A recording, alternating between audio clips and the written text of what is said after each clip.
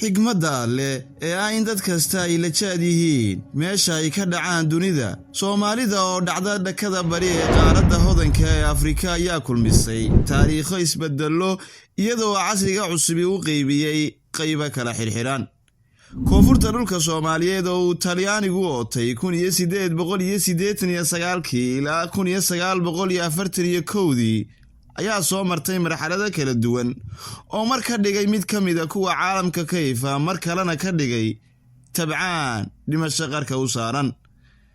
Soomaalida waqooyi oo martigeliyay atoorihii waagaas ee Ingiriis ayaa dhaxashay raadad ilaa hadda ka soocay ehelkeedii halka gumaystuhu xukunkiisii ku milmay dhaqankii iyo bulshadii uu ugu tagay dhulkaasi. Djibouti oo eeday Faransiis ayaa nasiibkeedu noqday gumaystihii ugu xumaa cadaankii qaaradda yimi. Faransiis oo caan ku ah duminta dhaqanka, afka iyo maamulka wadamada uu gumaystay ayaa Djibouti mariyay wadadii uu caanka ku ahaa.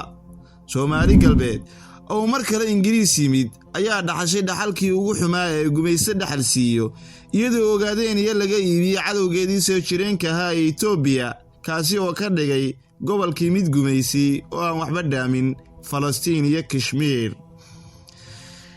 Dhulka waqooyi bari ee ku caanbaxay NFD ayaa asna ka baaqan beecii Ingiriisku ku gowracay Soomaali galbeed. Ingiriis ayaa NFD raaciyay Kenya oo aysan jirin meel ay isugu yimaadaan. Dhulka Soomaali weyn oo Rabbi ku manaystay khayraadka badda iyo bariba midowga dhulka Soomaalina ka dhigi lahaa Soomaalida kuwa hantiya mid kamida dhulalka ugu waaweyn ee qaaradda iyo caalamkaba sakala qoqobnaanta uu sababay gumaystuhu ayaa wada kala burburiya kala baxsada ku sababay dhulweynihii Soomaalida.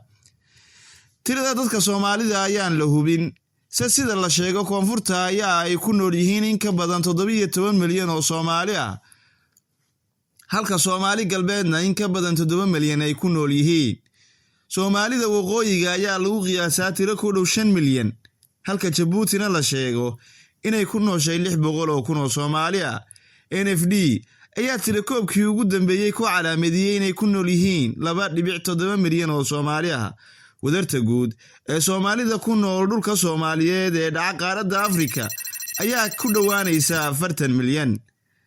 Shacabkeena ballaaran iyo dhulkeena hodanka ayaa inoo soo jiiday colaado iyo cadow tiro badan halka Soomaalidii asal wadaaga ahaydna ay ku qanceen noloshii gumaysiga, faqriga, dagaalada iyo kala qoqobnaanta ku dhisnayd.